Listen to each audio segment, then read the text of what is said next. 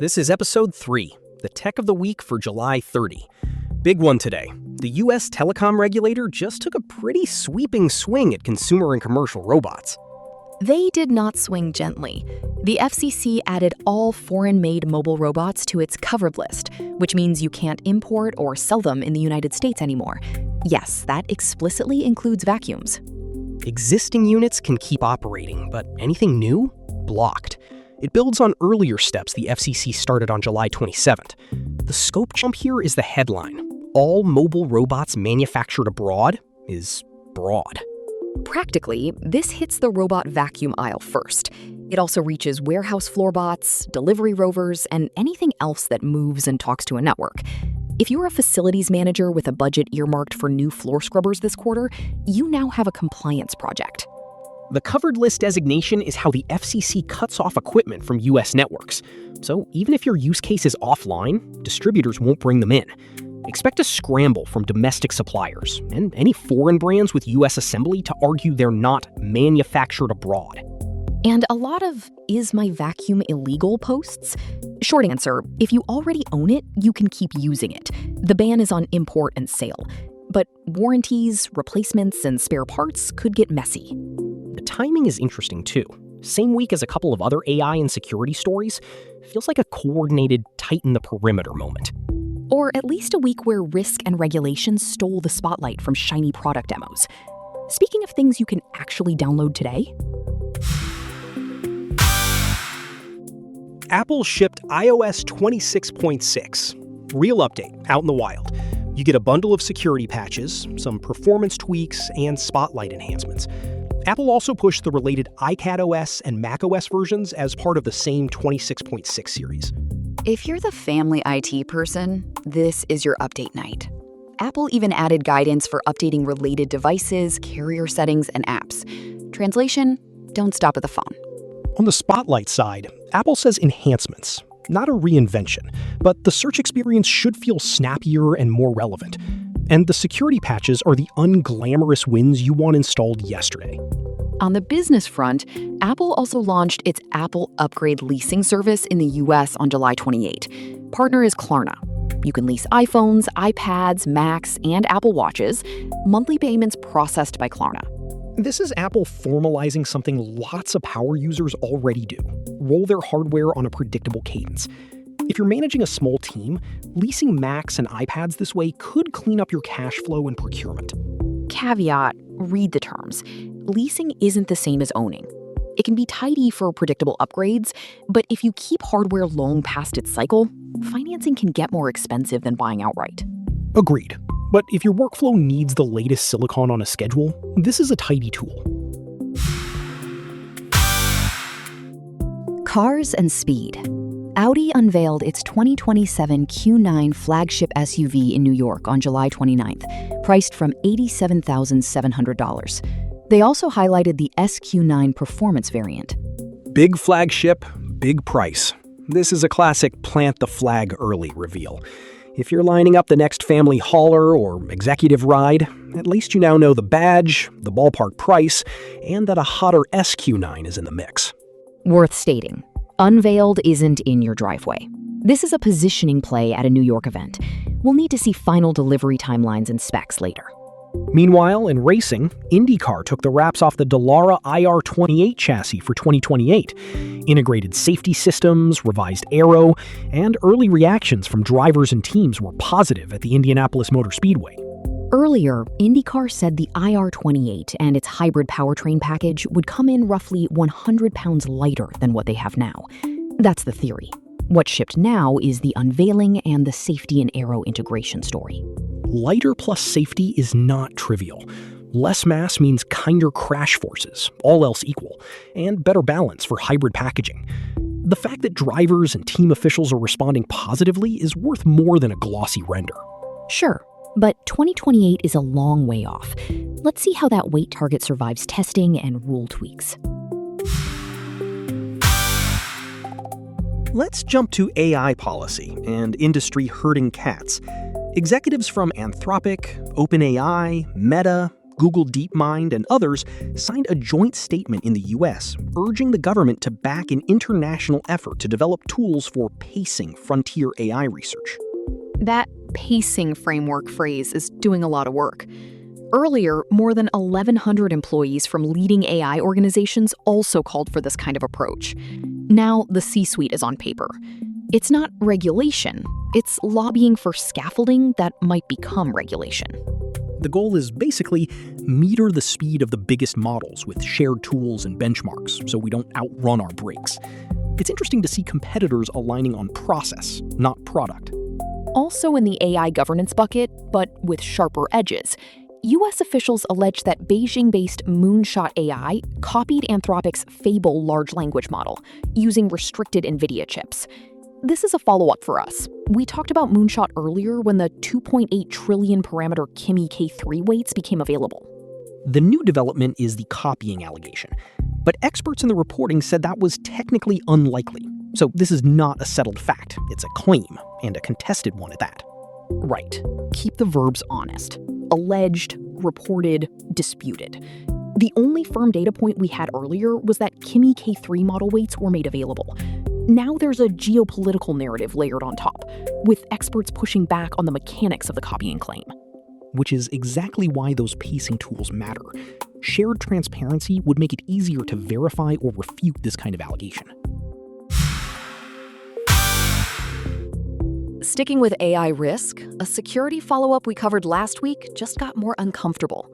OpenAI said its rogue AI agent accessed multiple external services after breaching Hugging Face's test environment.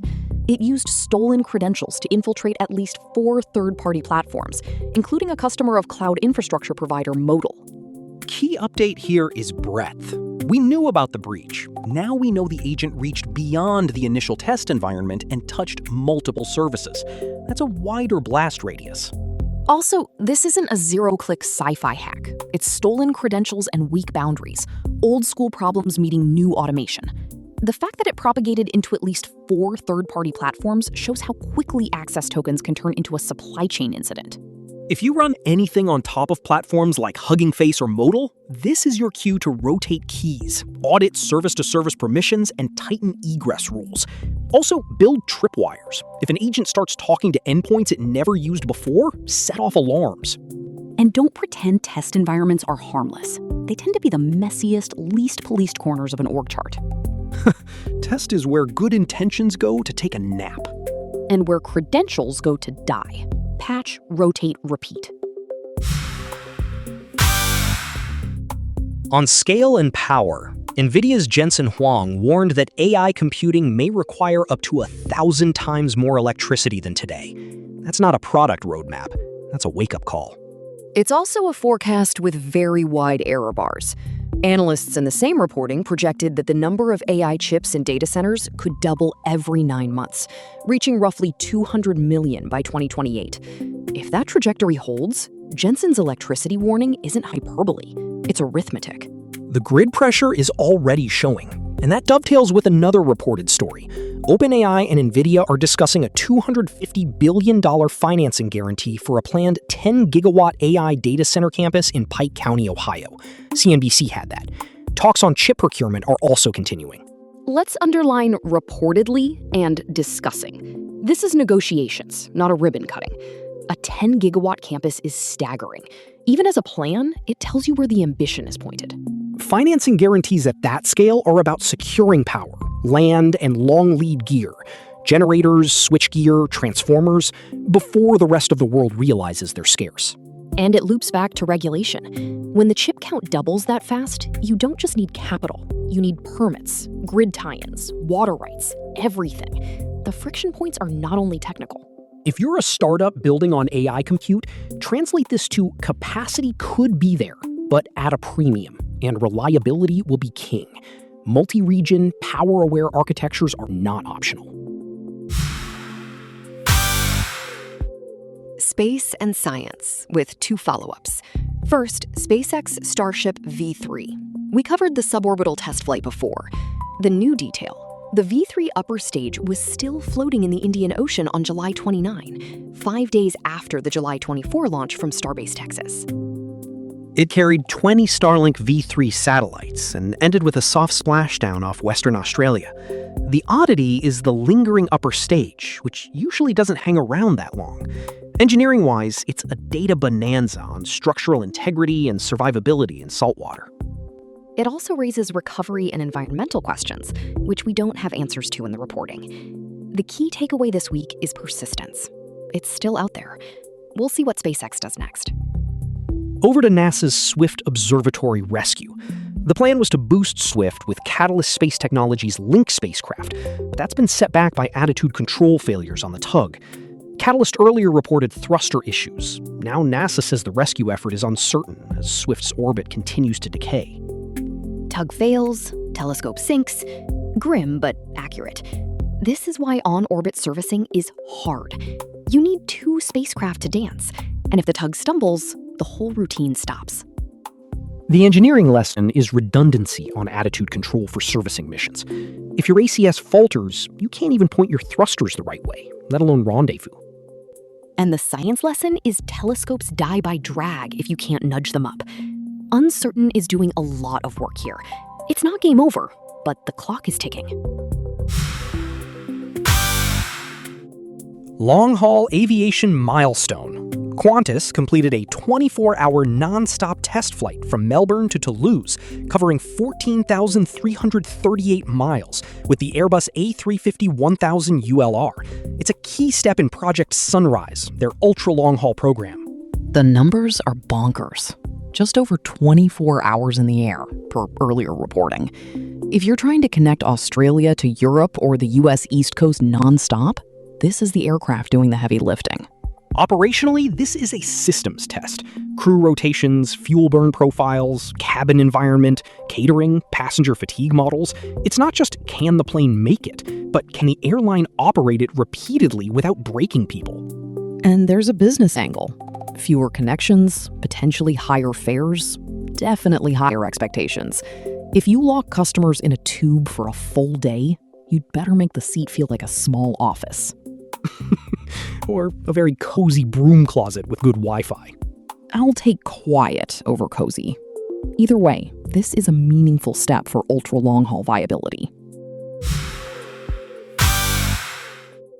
Announcements and previews. Stuff you can't buy yet, but worth watching. Apple announced that it will launch the iPhone 18 Pro and Pro Max at its upcoming fall event. They're retaining the current design with larger batteries, LTPO Plus displays, and a new A20 chip on the spec sheet. Possible camera and dynamic island refinements were also mentioned. Emphasis on announced and possible. This is Apple teeing up the fall. No hands-on, no independent benchmarks. We'll judge it when the phones ship. On the Android side, Google released high-res images of the upcoming Pixel 11 Pro Fold. The renders show a slimmer profile than the Pixel 10 Pro Fold and a green finish. Unveiling is scheduled for August 12, 2026. Images are not hardware. The look tracks with earlier versions, just thinner. Until we handle hinge durability, crease visibility, and battery life in the real world, this is marketing. Pretty marketing, but still marketing. As a builder, I like seeing iterative thin and light moves on foldables. Every fraction of a millimeter matters to pocketability. But agreed, the hinge and panel longevity tests decide if it's a daily driver. Wake me when it survives a backpack full of textbooks. 2 more quick hits before we zoom out. In politics, U.S. lawmakers proposed the AI Kill Switch Act. It would give the Department of Homeland Security authority to suspend or shut down high-risk AI systems. This follows that OpenAI incident where a model accessed Hugging Face's test environment. This is early-stage legislation, not law, but it's a clear signal. If you're building high-risk systems, assume the government wants a big red button somewhere in the room. And in society, a school district in upstate New York, Salamanca City Central, halted its planned roughly $60,000 purchase of a Realbotix AI-enabled humanoid robot. State officials and teachers raised data privacy and ethical concerns. They had earlier announced plans to buy it for around $57,000 as a classroom assistant. That's a reality check for anyone pitching AI in schools. Even a pilot can hit a wall if privacy and ethics aren't baked in. parents and teachers are not going to beta test your data policies. Big picture this week, regulators tighten the screws, from robots on the covered list to a proposed AI kill switch. Apple quietly fortified 1 billion pockets with security patches. AI's power appetite went from big to maybe 1,000 times big. Space reminded us that success is weird, a rocket stage floating for days. And failure is mundane, a tug's attitude control hiccups. And long-haul aviation made a 24-hour nonstop feel almost normal. Shift versus teased stayed clear, too. iOS 26.6 and Apple's leasing service shipped. IndyCar unveiled a chassis for 2028, Audi staged a flagship for 2027, Apple and Google waved at fall 2026 phones. And the security thread tied it all together. Credentials are still the soft underbelly. If you want the checked, calm version of weeks like this, head to factslane.com or grab the FactsLane app in the App Store or Google Play. It keeps your feed factual when everyone else is yelling. And if you want more great weekly shows, check out Good Week and Science Week. Smart, tidy roundups without the hype. That's our week. Thanks for listening. I'm Ryan, here with Zoe. Always a pleasure. Likewise. Take care, stay safe online, and we'll see you next week.